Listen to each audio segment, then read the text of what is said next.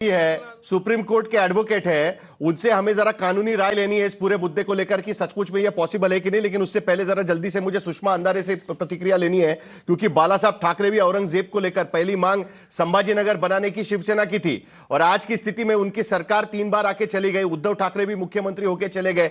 आज सब लोग कह रहे हैं कि औरंगजेब की कब्र खोद देनी चाहिए। सुषमा अंधारे जी, आपने थोड़ा लेट कर दिया। देखिए, अभी बीजेपी ने मामला उठा लिया है, अभी आपके हाथ से मामला चला गया है। आपको नहीं लगता कि आपको पहले कर लेना चाहिए था, तो मामला सुलझ जाता जब सब लोग साथ में थे? आप लोग आशा करती हूँ कि मैं मेरी बात रख पाऊँ और बीच में कोई टोकेगा नहीं। एक तो कब्र खुदवाने के, इसलिए उन्हें कब्र खुदवानी है ताकि वो खबरों को छुपवा सके। खबरें छिपाने के लिए कब्रें खुदवाने की उनकी ज़रूरत है। औरंगजेब मेरे कोई चाचा, मामा, काका, भतीजे नहीं है कि मुझे उन पर बहुत ज़्यादा स्नेह उमड़ पड़े।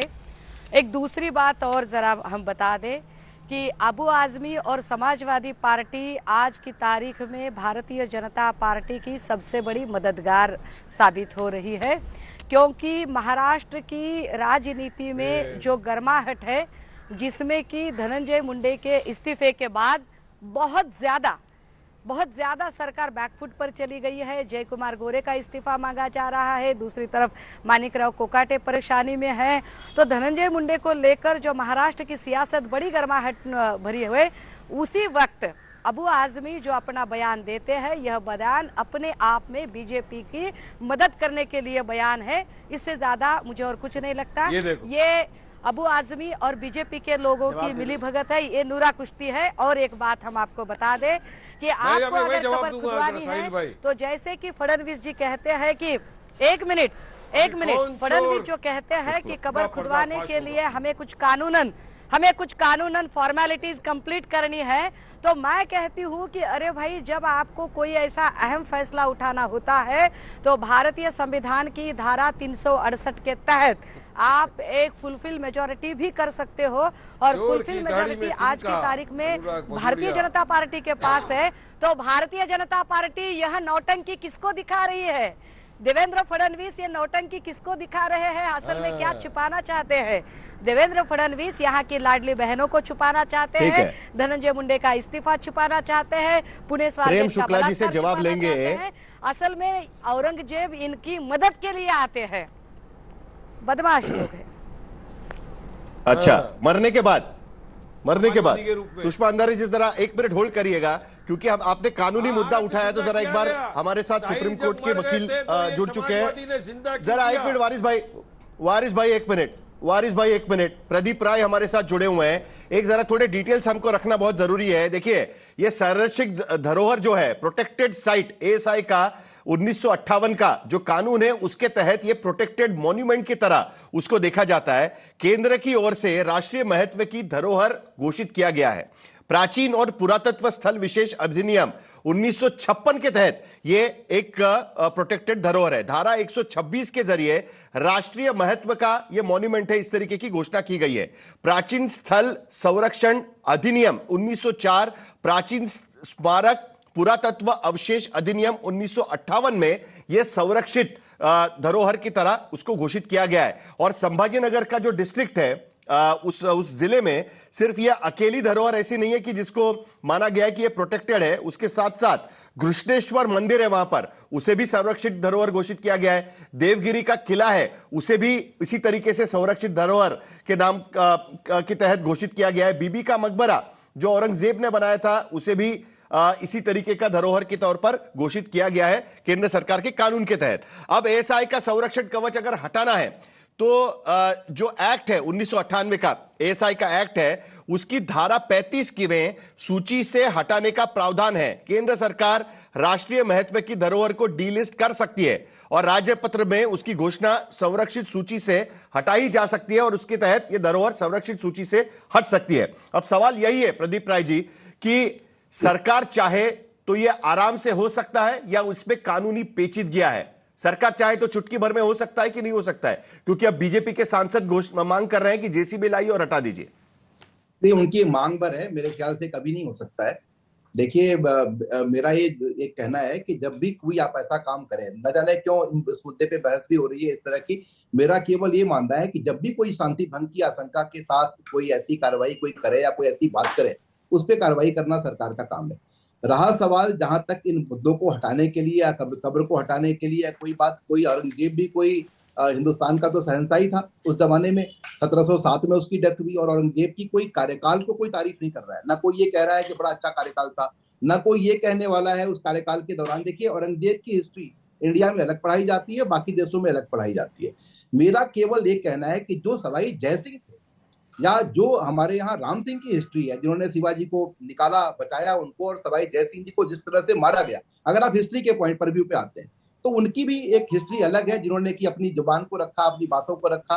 लेकिन जहां तक मॉन्यूमेंट्स का सवाल है, जहां पर एएसआई की संरक्षित जो धरोहर है उनका सवाल है, अगर आप ये चाहते हैं कि आप संरक्षित सूची से उसको हटा दें, हटा देने का मतलब सिर्फ इतना है कि आप जो संरक्षण के नाम पर जो पैसे खर्च करती है सरकार, वो नहीं खर्च करेगी। और रहा सवाल उस जगह पे जा करके किसी व्यक्ति को कोई वहां पे तोड़-फोड़ कर दे या कोई कार्रवाई करे, तो वो तो इस देश में जो करेगा उसके खिलाफ कानून सम्मत कार्रवाई होती रही है और होती रहेगी। कोई, मेरा ही नहीं मानना है कि इसको लेकर के कोई इतनी बड़ी बात होने जा रही है। और ये जो आपने भी जैसा कि बताया, कोई ये संगमरमर तो वहां पे था नहीं, वो तो मिट्टी की कब्र थी। बाद में संगमरमर ब्रिटिशर्स ने लगाया वहां पे। और जहां तक औरंगजेब के कार्यकाल का सवाल है, उस कार्यकाल को लेकर के सिर्फ इतनी सी बात कही जाती है, तो हिस्ट्री में हम याद करते हैं कि औरंगजेब ने अपने बेटे को भी नहीं छोड़ा था। अकबर सेकेंड, जिसको कि संभाजी ने शरण दी थी, उसको भी छोड़ा नहीं था। उसको भी ईरान के राजा से बोल के, जिसका वो दामाद था, उससे मरवा दिया था। तो मैं केवल इतनी सी बात कह रहा हूं कि जो भी एएसआई जो प्रोटेक्टेड मॉन्यूमेंट्स है, या मान लीजिए कोई मॉन्यूमेंट हो भी, किसी और भी तरह का मॉन्यूमेंट हो जो कि एक हिस्ट्री का एक पार्ट है, उसको आप इस तरह से खत्म नहीं कर सकते, और मेरे ख्याल सरकारें कर नहीं पाएगी। सरकार केवल इतना कर सकती है कि जो वो फंड देते हैं उस फंड को रोक दे, उसको जो एक, जी जी साहिल जी कुछ आप बोल रहे थे। जी नहीं, मैं बस एक जानकारी रखना चाहता हूं कि एएसआई के पास आज की स्थिति में 3693 इस तरीके की धरोहर है जो संरक्षित घोषित की गई है, और उसमें से 18 धरोहर डीलिस्ट कर दी गई है। आपने एक बड़ा इंटरेस्टिंग मुद्दा रखा है कि ज्यादा से ज्यादा यह हो पाएगा कि उस पर जो खर्चा होता है वो खर्चा नहीं करेगी सरकार, लेकिन इसका मतलब यह थोड़ी है कि उसको तोड़ने के आदेश दे सकती है। क्या ऐसा सरकार कर सकती है? नहीं, मैं वही कह रहा हूं कि सरकारें नहीं कर सकती है, और सरकारें करेगी भी नहीं। ये चाहे कोई भी सरकार हो, ये सरकारें कभी नहीं करेगी, क्योंकि किसी भी देश के अंदर इतिहास में देखिए सबसे लंबा शासन करने वाला मुगल बादशाह रहा है कोई वो, और आपकी हिस्ट्री से उसको बाहर नहीं कर सकते। वो जो हमारी हिस्ट्री की जो बुरी बातें हैं, जैसे शाहजहां ने कैद किया, उसने अपने पिता को कैद किया, या अपने भाइयों को मारा था, या राणा कुंभा को उनके बेटे ने मार दिया था, ये सब हिस्ट्री के पार्ट है, इसको आप बाहर नहीं निकाल सकते इतिहास के अंदर से। इतिहास के अंदर से आप उन्हीं चीजों को बाहर निकाल सकते जो इररिलेवेंट हो। औरंगजेब के टाइम की जो हिस्ट्री है, उसने आगे की पूरी पॉलिटिक्स, आगे की मराठाओं की अभ्युदय, पंजाब की पूरी पॉलिसी, इसको आधारशिला रखी है। औरंगजेब की हिस्ट्री के बिना मराठा स्वाभिमान नहीं जगता है। औरंगजेब की हिस्ट्री के बिना आपको पंजाब का स्वाभिमान नहीं जगता। तो आप जब तक मराठा और मुगल और औरंगजेब और साथ साथ आप पंजाब के इतिहास को नहीं देखेंगे, दोआब को नहीं देखेंगे, तब तक भारत के इतिहास का निर्माण नहीं होता है। बहुत सी ऐसी चीजें हैं जिनको लेकर के सवाल उठ सकता है। भाई, औरंगजेब तो ऐसा था कि अपने मामा को, जो शाइस्ता खान, प्रदीप राज जी, आखिर में मुझे एक छोटी सी एक बात आपसे पूछनी है कि अगर ये कब्र खुदनी है, क्योंकि यहां पर सिर्फ औरंगजेब की कब्र नहीं है, ये दरअसल शेख जैनुद्दीन जो क्या संत थे या सूफी संत थे या जो भी थे, उनकी वहां पर कब्र है। वहीं पर औरंगजेब ने अपनी बात रखी थी कि मुझे भी वहीं पर दफना दिया जाए। तो ये कब्र खोदने की भी कोई प्रक्रिया होती है क्या, या सरकार चाहे तो कोई भी कब्र खोद सकती है आदेश देकर? नहीं नहीं, ऐसा तो ये नहीं हो सकता, ये बिल्कुल नहीं हो सकता। सरकार अगर ये समझे कि वहां पर कोई ऐसी चीज मिल जाए, वो बात अलग है, बाकी तो कोई कब्र खोदने का मतलब नहीं है, ना इसको ये खोदेंगे। बिल्कुल ऐसी बात कहनी भी कोई मतलब नहीं है। ऐसी हम लोग चर्चा करें कि आप इसे कब्र को खोद देंगे या कुछ करेंगे, या कोई बयानबाजी कर रहा है, आपको अबू आसिम जी का बयान आ गया, कभी किसी का बयान आ गया, ये बयानबाजी तक ही सीमित है। इस बात को इसके आगे की तरह मैं नहीं देखता। शांति चलिए। क्या जो करें, जो धार्मिक सद्भाव को ये बड़ा बिगाड़ने इंटरेस्टिंग मुद्दा है जो इसके लिए प्रदीप राय कानून यहां है। पर रख रहे हैं कि उनको लगता है कि सरकार तो खोदेगी ही नहीं, लेकिन बड़ा इंटरेस्टिंग बात यह है कि जो 18 मॉन्यूमेंट्स जो डीलिस्ट की गई है वो अनट्रेसेबल मॉन्यूमेंट्स है, यानी वहां पर वो इस वक्त मौजूद नहीं है। ये सरकार को जब लगा एएसआई को तब वहां से उसको हटा दिया गया। लेकिन प्रेम शुक्ला जी, एक बड़ा इंटरेस्टिंग सवाल है। हिंदू जन जागृति समिति ने एक पत्र लिखा हुआ है महाराष्ट्र सरकार को, और उन्होंने उनके तरफ से उससे पहले एक आरटीआई किया गया था, उसमें औरंगजेब की कब्र पर कितना खर्चा किया जाता है उसका ब्यौरा दिया गया है। अब इंटरेस्टिंग बात यह है कि 2021-22 में इस कब्र पर एएसआई की तरफ से 2,55,160 रुपया खर्च किया गया था, और 2022 और 2023 में नवंबर महीने तक 2,626 रुपया इस पर खर्च किया गया था। और इससे पहले अगर हम देखें तो 2011-12 में कुछ 40,000 है, 2013-14 में 9,000 रुपया खर्चा किया गया है, 19-20 में एक भी पैसा खर्चा नहीं किया गया है। तो यहां पर तो सरकार खर्चा भी कर रही थी मॉन्यूमेंट को प्रोटेक्ट करने के लिए, दूसरी तरफ आपके लोग उसको खोदने की भी मांग कर रहे हैं। तो क्या आपको लगता है कि आज की स्थिति में महज जिस तरीके का आरोप लगाया जा रहा है, सुषमा अंधारे कह रही है, उसके बाद वारिस पठान भी कह रहे थे कि समाजवादी पार्टी ने आपको एक थोड़ा सा मदद का हाथ दे दिया, क्या ये कहीं ना कहीं आप जरा मजे से सुन रहे थे दरअसल कि समाजवादी पार्टी और यूबीटी जब लड़ रही थी इस पूरे मामले को लेकर तब? प्रेम शुक्ला जी। साहिल, इसमें सबसे अच्छा जो पक्ष आज आपके डिबेट में उभर कर आया है कि एआईएमआईएम, समाजवादी पार्टी और देवी देवताओं का अपमान करने वाली सुषमा अंधारे, ये सारे लोग भी जो हैं औरंगजेब की कब्र को खोदने का समर्थन कर रहे हैं। तो सबसे पहले तो इनका स्वागत किया जाना चाहिए कि जो हमारे देवी देवताओं का अपमान करने के लिए कुख्यात है, ये बीच में कौन चिल्ला रहा है, ये बीच में कौन चिल्ला रहा है, ये क्या हो गया? ये तो बोले थे बीच में बोलना नहीं। सुषमा जी बात क्या सुन हो लेते गया हैं, आपके इनको? पास आऊंगा मैं। तो सबको समझा रही थी बीच में बोलना प्रेम नहीं। शुक्ला जी को ये बोल क्या हो गया? सुषमा जी आएंगे आपके पास, क्या हो मौका गया मिलेगा इनको? आपको भी। क्या हो गया इनको? क्या हो गया? सुषमा जी मौका मिलेगा आपको भी, सुषमा जी आपको बोलने का मौका मिलेगा। क्या हो गया? प्रेम शुक्ला जी बोलिए। क्या हो गया? आराम से, आराम से। प्रेम शुक्ला क्या हो गया? राज्य में जो चल रहा देखिए कैसे औरंगजेब कैसे इनके दिल में बसता है। औरंगजेब की कब्र को खोदने की जैसे बात की गई, कैसे शिवसेना उद्धव बाला साहब ठाकरे का औरंगजेब प्रेम जाग गया, कैसे चिचियाना शुरू कर दिया उनकी प्रवक्ता ने। उनकी प्रवक्ता की पीड़ा बता रही है कि इनको छत्रपति शिवाजी महाराज से प्रेम नहीं है, ये औरंगजेब की औलादों के समर्थक हो गए हैं। औरंगजेब के समर्थन में अब ये औरंगजेब की दाढ़ी में भी मक्खन लगाने की इनमें कोई संकोच नहीं है। जिस तरह से पीड़ा इनकी प्रकट हुई है, ये पीड़ा बता रही है अब छत्रपति शिवाजी महाराज में इनकी आस्था शेष नहीं है। आपकी बीमारी सामने आ गई। सुषमा अंधारे, आप देखिए जी, हमारे देवी देवताओं का अपमान करने वाली अपराधी किस्म की इस महिला से और क्या आप अपेक्षा करते हैं? प्रेम शुक्ला जी, बीमार आप हैं जो हिंदू देवी देवताओं को कलंकित करने का कुत्सित कुकर्म करता हो, वह बीमार है। बिल्कुल ही बीमारी आपकी स्पष्टता से दिखाई दे रही है। किस तरह से आप बीमार हैं कि औरंगजेब की दाढ़ी में मक्खन लगाने के लिए बेताब अच्छा, प्रेम शुक्ला जी जरा आपकी बेताबी बता रही है कि छत्रपति जी प्रेम अब लगातार शुक्ला मेरे जी, बीच में आपकी चिचिया रही है दिक्कत माता जी। आपकी दिक्कत माता पुष्पा जी जी। शांत हो जाइए, चिचियाइए मत। ज्यादा बीमार हो। माता जी चिचियाइए मत, चिचियाइए एक मत। मिनट। आपका जहर दिख रहा प्रेम है। शुक्ला जी जरा जवाब जो सुन लेते हैं हिंदू उनका भी। देवताओं का अपमान करे उसका और जहर समझ में प्रेम आता है। प्रेम शुक्ला जी, प्रेम शुक्ला जी जरा एक उनके मिनट। पीछे बोल नहीं रहा था। प्रेम शुक्ला जी मेरे जरा बीच एक में वही मिनट कूद जवाब पड़ी। सुन लेते हैं। सुषमा अंधारे कुछ मेरे बीच सुषमा में अंधारे वो कुछ कूद कहना पड़ी, चाहती है। उनके बीच में कूदा नहीं। हाँ, साहिल सुषमा जी जल्दी से जवाब प्रेम दीजिए। शुक्ला जी, वो मेरे प्रेम बीच में कूद शुक्ला पड़ी। जी, ये कौन सा प्रेम तरीका है शुक्ला बहस का जी, कि जो बीच में बीजेपी के सारे चीखने लगे, प्रवक्ते उसकी एक तरफ तो आप बड़े चले जाए। बड़बोले साहिल, हैं, ये क्या तरीका दोगलेपन है? से भरे हुए साहिल, हैं। ये तरीका आप क्या है लोगों के कि पास आप तर्क प्रेस से पार्टी बात की तरफ नहीं चले कर जा सकते रहे हो। आप ये जो कभी भी घूम- तर्क चलिए से सुषमा जी, बात आपने नहीं बीच कर में सकते हो। आप बीच में कूद पड़ी। अब प्रेम शुक्ला जी आपको बोलने नहीं देंगे, इसके लिए मुझे जरा थोड़ा आप इस बात पर बात अनुराग नहीं कर भदौरिया सकते वहां पर हो है। कि महाराष्ट्र उन में पर बहुत सारे धनंजय आरोप- मुंडे का इस्तीफा क्यों हुआ? महाराष्ट्र में धनंजय अनुराग मुंडे का भदौरिया, इस्तीफा क्यों अनुराग हुआ? भदौरिया, चला जरा अनुराग भदौरिया से एक प्रतिक्रिया लेनी है मुझे। जरा दोनों को शांत करिए एक मिनट, मुझे अनुराग भदौरिया से प्रतिक्रिया लेनी है। अनुराग भदौरिया, देखिए प्रेम शुक्ला जी ने आप पर आरोप लगाया, ठीक है, मैं समझ सकता हूं कि उन्होंने आपको जवाब दे दिया, लेकिन आपके बगल में वहां पर वारिस पठान बैठे हैं, उन्होंने भी आप पर आरोप लगाया। शिवसेना यूबीटी भी कह रही है कि आपने जानबूझकर इस बात को किया। तो यह चल क्या रहा है आपके वजह से? देखिए वाद विवाद कितना महाराष्ट्र में बढ़ गया। आज हमको बजट की चर्चा करनी थी, हमको औरंगजेब की चर्चा करनी पड़ रही है। अनुराग भदौरिया जी, देखिए सवाल ये है, जब से भारतीय देखिए जनता सुन पार्टी लीजिए देश में आई अनुराग है, भदौरिया, काम है डिवाइड एंड रूल, सबको आपस में लड़ाना और सत्ता पाना, सबको लड़ा के और अपने सत्ता में रहना।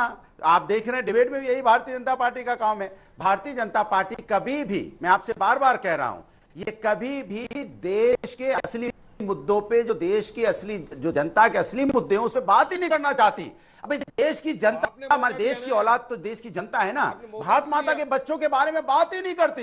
ये गड़े मुर्दे उखाड़ती रहती है, पता नहीं कहां से लाके उस। अरे आपके वजह से वो बात नहीं कर पा रहे। एमआईएम ने क्या बोला सुना कि नहीं आपने? ये अगर अबू आसिम आजमी ये मुद्दा नहीं निकालते तो आज ये चर्चा नहीं होती। वही तो आप पर आरोप लगाया जा रहा है। देखिए पहले दिन ये जो भारतीय जनता पार्टी की टीम है, आप अच्छी तरह जानते हैं भारतीय जनता पार्टी की बी टीम कौन है। भारतीय जनता पार्टी की बी टीम इतने सालों से कौन बनी हुई है बताने की जरूरत नहीं है। उनका एक ही काम है भारतीय जनता पार्टी की मदद करना और भारतीय जनता पार्टी को गो थ्रू देना। ये वही लोग हैं जो भारतीय जनता पार्टी की मददगार हैं, ये वही लोग हैं जो भारतीय जनता पार्टी की मदद की बात करते हैं और भारतीय जनता पार्टी की वजह से फलते फूलते हैं। चलिए भैया हमें क्या कहेंगे इनको, आप ये अपना देखें कि भैया इनके पेट्रोल डीजल कहां से इनके जहाज में। ओके अनुराग जी एक मिनट, मुझे प्रेम शुक्ला जी से जवाब लेना रह गया क्योंकि सुषमा अंधारे जी जरा बीच में बोल गए। उसके बाद सुषमा अंधारे से भी मुझे जवाब पूछना है। एक सुषमा अंधारे जी जरा थोड़ा समय दीजिएगा, प्रेम शुक्ला जी से मुझे एक सवाल पूछना है। आज देश की संसद में जब सेशन शुरू हो गया तब एमआईएम के सांसद है असदुद्दीन ओवैसी, उन्होंने एक सवाल पूछा सरकार से। उन्होंने पूछा कि जो एएसआई प्रोटेक्टेड मॉन्यूमेंट्स है क्या उसकी सुरक्षा की जाएगी पूरी तरीके से। आज उसका जवाब दिया जा रहा था तो जो मंत्री है शेखावत जी, उन्होंने स्पष्ट शब्दों में कह दिया कि पहले क्या होता था पता नहीं, 10 साल में तो हमने सारे जो एएसआई के संरक्षित मॉन्यूमेंट्स है उनकी सुरक्षा की जिम्मेदारी ली और हम उसको पूरी तरीके से सुरक्षित रखेंगे। ये आज पार्लियामेंट में जवाब दिया हुआ है प्रेम शुक्ला जी। तो एक तरफ तो आपकी सरकार ये जवाब देती है, दूसरी तरफ आपके सांसद कहते हैं कि जेसीबी से इसे हटवा दो। अब कोई अगर सवाल करे कि भाई इसमें तो राजनीति चल रही है तो गलत होगा क्या प्रेम शुक्ला जी? देखिए एएसआई प्रोटेक्टेड मॉन्यूमेंट्स का प्रोटेक्ट करना ये जिम्मेदारी है, लेकिन एएसआई प्रोटेक्टेड मॉन्यूमेंट्स में जो महत्वहीन मॉन्यूमेंट्स हैं उनको एएसआई की लिस्ट से निकाला जा सकता है। कानून आप ही बता रहे हैं और प्रदीप राय जी भी उसकी तस्दीक कर रहे हैं। तो साफ तौर पर औरंग्या जैसे आपराधिक वृत्ति के क्रूर कर्मा महाराष्ट्रद्रोही का अगर नाम उस मॉन्यूमेंट का उस लिस्ट में से निकाल दिया जाए तो वैसे ही उसकी कब्र जो है उस पर, जैसे महाराष्ट्र में बहुत कहावत है, लेकिन प्रदीप राय जी ने यह भी कहा कि ज्यादा से ज्यादा उससे यही होगा कि एएसआई खर्चा नहीं करेगी उस पर, लेकिन तोड़ नहीं पाएंगे आप। हम मॉन्यूमेंट की लिस्ट निकाल देंगे, क्या कहा सुना आपने? उन्होंने कहा तोड़ नहीं पाएंगे आप, ज्यादा से ज्यादा तो महाराष्ट्र की जनता तय कर लेगी। नहीं, महाराष्ट्र की जनता तो तय कर सकती है ना कि औरंग्या हम नहीं तोड़ेंगे, लेकिन महाराष्ट्र की जनता ऐसे मॉन्यूमेंट को जो है, ऐसे औरंग्या की कब्र को खोदकर फेंक सकती है। तो महाराष्ट्र की जनता के इस कृत्य का हम समर्थन करते हैं। वारिस पठान, संविधान सम्मत काम होगा कि जनता तय, कैसी बात है? चलिए वारिस पठान बताइए, प्रसन्न थे ना, वारिस पठान बताइए, अगर वो प्रोटेक्टेड साइट से हटा दिया जाता है तो आपको कोई ऐतराज होगा बाद में? क्योंकि बाद में तो कानून की पेचीदगी तो इस बारे में तो कम से कम नहीं रहेगी कि एएसआई प्रोटेक्टेड मॉन्यूमेंट नहीं है। वारिस पठान देखिए, आज शेखावत साहब ने लोकसभा में कहा है कि हम प्रोटेक्टेड जो मॉन्यूमेंट है एएसआई का उसका पूरा प्रोटेक्शन करेंगे, लेकिन फिर भी अगर कायदा कानून व्यवस्था खराब होती है, कोई खुदाई करने जाता है तो पूरी भाजपा सरकार की जवाबदारी होगी और इस वातावरण खराब करने की पूरी जवाबदारी समाजवादी पार्टी के एमएलए की होगी। अगर राज्य में देश में कोई भी अनटोल्ड इंसिडेंट होता है तो हम तो चाहेंगे कि महाराष्ट्र की सरकार पूरी तरह प्रोटेक्शन करे। बात नहीं, इलीगलिटी करेंगे, कोई जबरन जाएगा तो वातावरण खराब हो हुए सकता है। अरे भारतीय बात जनता नंबर पार्टी दो, की सरकार है, वहाँ पे भारतीय आपने जनता पार्टी वो ने सरकार चोर होगी, की दाढ़ी में कानून तिनका व्यवस्था किसका है, बनाने सुनिए। के लिए औरंगजेब की तरफ ये क्योंकि महाराष्ट्र पूरी तरह बीजेपी को सपोर्ट कर दिया आपने। औरंगजेब की तरफ से मेरे को बात बताओ ना, आदित्य ठाकरे से तो आपकी बहुत अच्छी थी ना, इलेक्शन के टाइम तो एकदम खास थे। उन्होंने कहा कि आपने तो बीजेपी का चलिए काम सब एक किया। साथ मत बात करिएगा। बीजेपी की बी टीम कितना मिला, अनुराग भदौरिया कितना मिला, पेट्रोल कितना मिला, डीजल कितना मिला, बताओ। ये बड़ा बीजेपी को इंटरेस्टिंग सपोर्ट डिबेट है, करने के ये बड़ा इंटरेस्टिंग लिए डिबेट है कितना मिला, कि एक दूसरे को बीजेपी कितना की मिला, बी टीम अनुराग कहा जा रहा है भदौरिया? और वहां बीजेपी प्रेम को शुक्ला बड़े सपोर्ट आसानी से करने के मुस्कुरा रहे हैं। लिए चलिए चलिए दोनों को शांत करिएगा जरा जल्दी से, जरा दोनों को शांत करिए। चला लास्ट, मेरे पास समय खत्म हो रहा है, जरा 1 मिनट शांत करिए। सुषमा अंधारे जी जल्दी से 30 सेकंड में आपसे जवाब चाहेंगे, क्योंकि आप पर आरोप लगाया गया है कल अगर एएसआई प्रोटेक्टेड मॉन्यूमेंट से हटा दिया जाता है तो आपका पार्टी की कोई दिक्कत होगी, अगर वो कबर हटाने की बारी आती है तो कोई दिक्कत होगी आपको? मैंने साहिल जी, मैंने पहले ही कहा, औरंगजेब कोई मेरे चाचा मामा बाबा भतीजा नहीं है कि मुझे कोई दिक्कत हो। आप बेशक कीजिए, धारा 368 के तहत आपके पास मेजोरिटी है, आप बिल्कुल कानूनन पेचीदा मामला कोई भी हो आप सुलझा सकते हो। लेकिन उसके साथ ही जो प्रेम शुक्ला और इनके जो बड़बोले प्रवक्ता बोलते हैं उनके हम चैलेंज करते हैं। अगर इतना आपके मन में प्रेम है, इतनी मोहब्बत है, तो आप अरबी समंदर में जो छत्रपति शिवाजी महाराज का स्मारक होने वाला था उसका क्या किया, भगत सिंह कोश्यारी प्रेम ने जो शुक्ला अपमान जी, किया उसका लास्ट क्या किया, लाइन, प्रशांत कब तक कोरटकर होगा को आप कभी एएसआई से हिरासत उसको में ले रहे हो, हटाना? राहुल सोलापुरकर को आप कभी हिरासत कब तक होगा जरा जल्दी से एक लाइन में बता दीजिए, समय पूरा खत्म हो रहा है मेरे पास। प्रेम शुक्ला जी आखिर में जल्दी से। एएसआई निश्चित तौर पर औरंगा जैसे कुकर्मी को का खोदेगी, और सुषमा अंधारे आपको कितनी भी पीड़ा हो, औरंगा बचेगा नहीं। सुषमा अंधारे कितना भी पीड़ा प्रकट करे, उद्धव ठाकरे कितना भी औरंगा की दाढ़ी में मक्खन लगाने की कोशिश करें, लेकिन इस औरंगा को महाराष्ट्र स्वीकार नहीं करेगा। चलिए आप सभी का बहुत बहुत शुक्रिया, प्रदीप राय जी का भी बहुत बहुत शुक्रिया, उन्होंने भी अपनी भूमिका इस पर रखी।